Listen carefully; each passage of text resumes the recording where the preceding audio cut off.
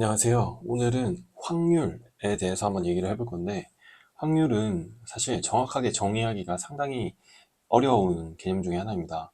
그래서 확률의 정의를 먼저 얘기를 해봐야 되는데, 확률을 뭐라고 정의를 할 수 있을지 지금 이 영상을 보시는 분들도 한번 같이 생각을 해보시면 좋을 것 같아요.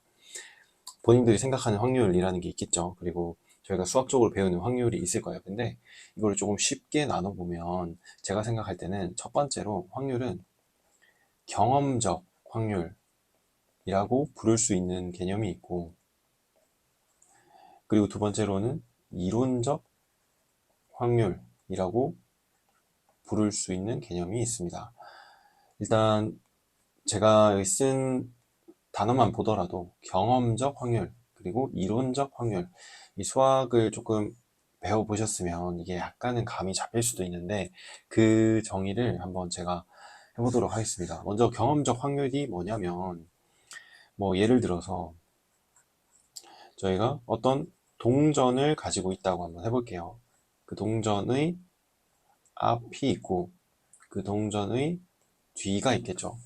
근데 이 동전의 앞과 뒤가 나올 확률을 우리가 만약에 모른다고 한번 생각을 해봅시다. 그러면 이 동전의 앞이 나올 확률을 만약에 물어봤다면 그걸 어떻게 계산을 할 수 있을까? 이제 이 생각을 한번 해봐야겠죠. 그러면 한번 시행을 해보는 거예요. 한 번, 두 번, 세 번, 네 번, 이렇게 100번, 1000번, 만 번, 10만 번, 이렇게 계속 시행을 하다 보면 그 확률이 결국 어디론가 수렴을 할 거잖아요.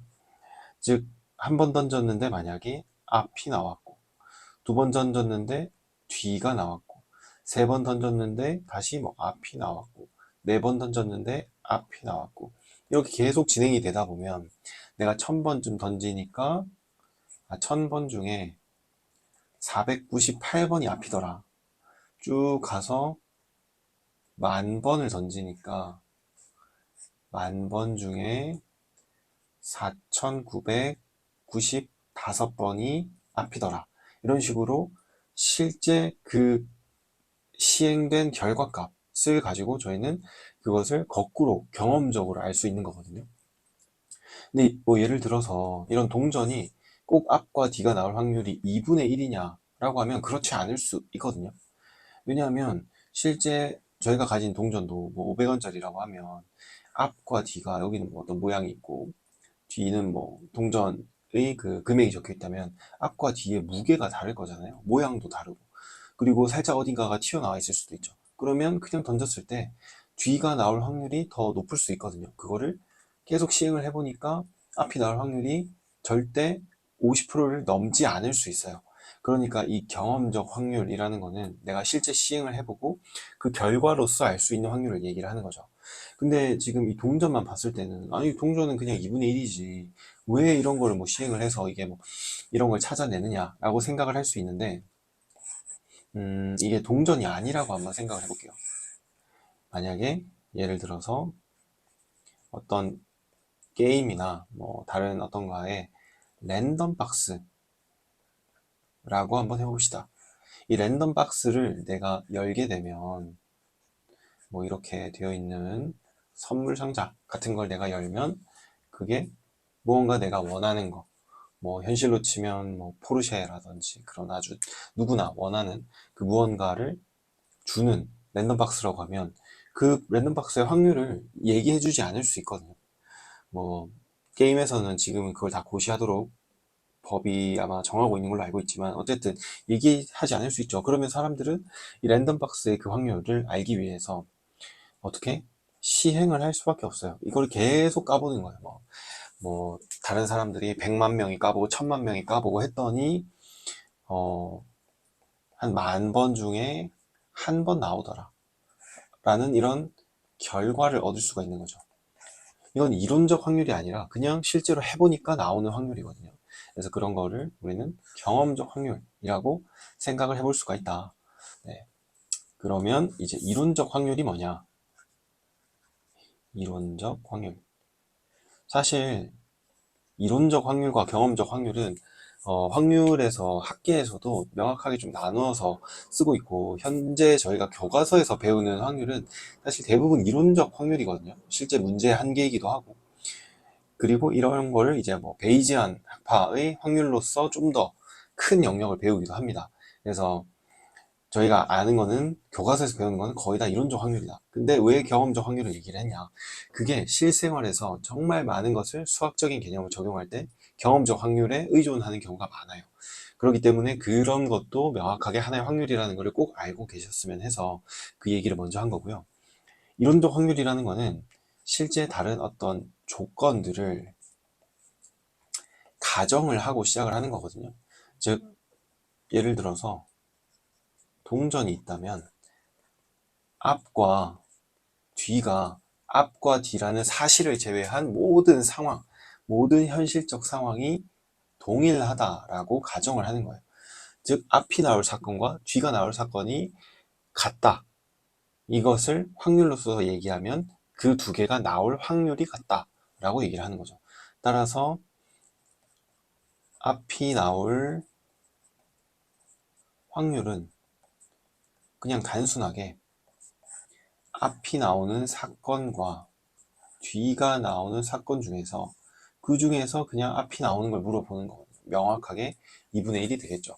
근데 현실에 있는 제가 생각할 때는 모든 동전은 절대로 앞이 나올 확률이 2분의 1은 될 수가 없다는 거를 우리는 알고 있어야 돼요. 근데 책에서는 2분의 1이라고 얘기하는 거죠.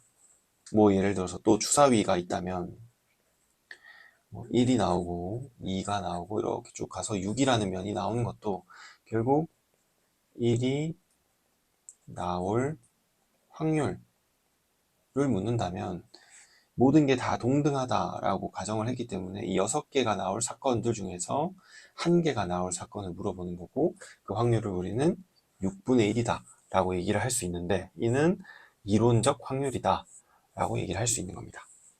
네. 그럼 이론적, 이제 확률의 정의를 했으니까 좀 더 확률을 구체적으로 들어가 보면 조건부 확률이라는 게 있습니다. 사실 말만 보면 조금 어려워 보일 수 있는데 쉽게 풀어보면 조건이 있을 때의 확률이라는 뜻이거든요. 근데 사실 조건부 확률이 오히려 훨씬 더 대중적인 확률이라고 볼 수 있습니다. 왜냐하면 사실 대부분 조건이 없는 상황은 없다고 볼 수 있거든요. 예를 들어서 지금 저한테 어떠한 일이 일어날 확률, 지금 이 얘기를 하고 있는 나에게 일어날 확률을 계산을 하고 싶다. 그러면 지금 나는 한국 사람이고 남자이고 뭐 30대이고 뭐 성인이고 하는 이 무수히 많은 조건들이 있을 거예요. 제가 사는 지역, 집, 뭐 온도 등등등 뭐 그 무수히 많은 조건들 속에서 이 사건이 발생할 수 있는 거죠. 뭐 제가 지나가다가 길에서 넘어질 확률이라든지 지나가다가 누군가를 마주칠 확률이라든지 그 마주치게 되는 사건은 결국 그냥 일어나는 건 없고 모든 다 조건 하에서 일어난다. 결국 이 조건을 만족을 시키고 있느냐, 이게 정말 중요한 거고, 지금 이 영상을 보고 있는 분들도 사실 이걸 이제 제가 썸네일로 생각을 한 건데, 이 영상을 보고 있는 분들도 이 영상이 뜨게 된 사건이 있을 거잖아요. 그 사건이 일어날 확률이 있겠죠. 이 영상이 뭐 전 세계 모든 사람한테 뜨진 않잖아요.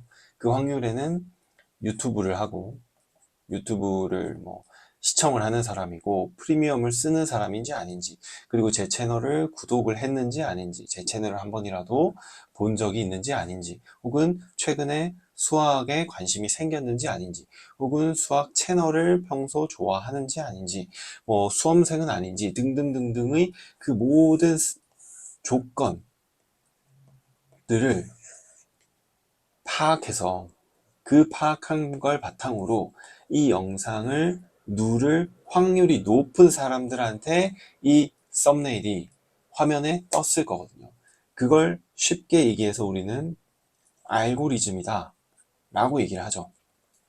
근데 그 결국 알고리즘이라는 거는 조건부 확률이 높은 상황을 만들 수 있는 그런 조건, 뭐 혹은 구글의 어떤 전략인 거죠. 구글은 이 조건부 확률을 높이는 방법을 계속 찾고 있는 거예요. 그래야지 그 사람이 이 영상을 클릭하고 좀 더 시청하고 유튜브에 좀 더 오래 남아 있을 수 있고, 그러면 광고를 더 많이 할 수 있고, 그럼 구글의 가치가 올라갈 거니까.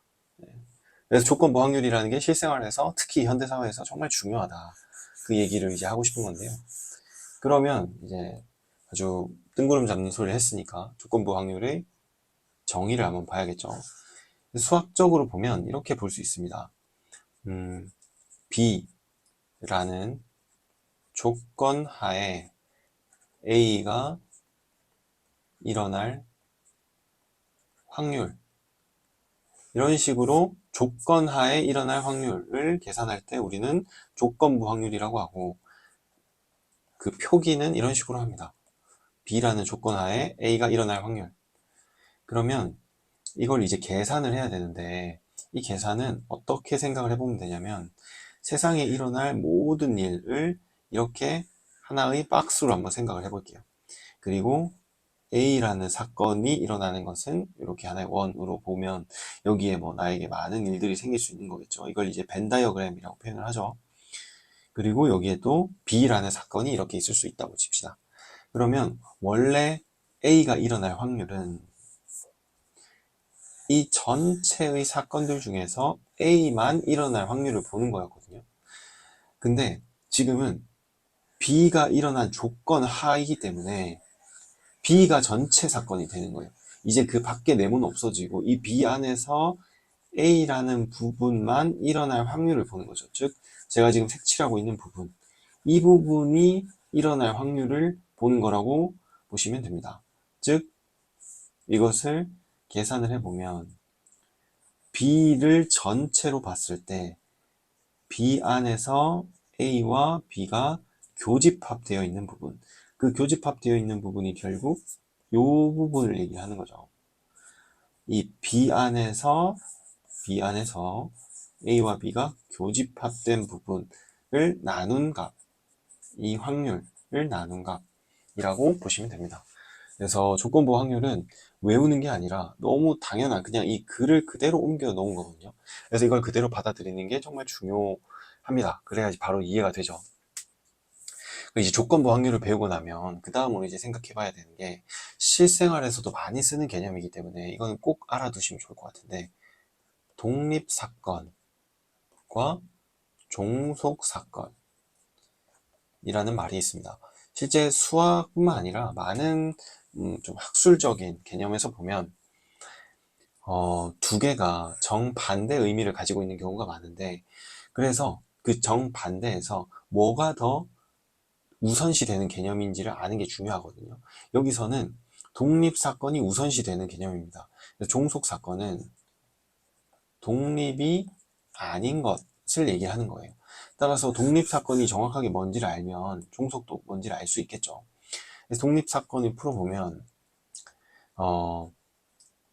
B라는 조건 하에서의 A 확률이 있을 텐데, 이 조건 하에서 B라는 조건과 A가 일어날 확률은 독립적이다. 따라서 이 값은 그냥 A 확률과 같다. 이것을 독립적이라고 하는 거예요. 두 개가 전혀 상관이 없다가 아니라 A 확률이 B라는 조건 하에 있어도 그냥 A 확률이 똑같다. 근데 이것을 아까 PB를 PAB로 이렇게 나눠준 값이라고 했죠. 따라서 이 두 개가 똑같다는 거죠. 근데 이거를 풀어보면 PA 교집합 B는 PA 곱하기 PB다 라는 결론이 나오잖아요. 근데 지금 이걸 따라오실 때 지금 얘가 중요하다고 느껴지시나요?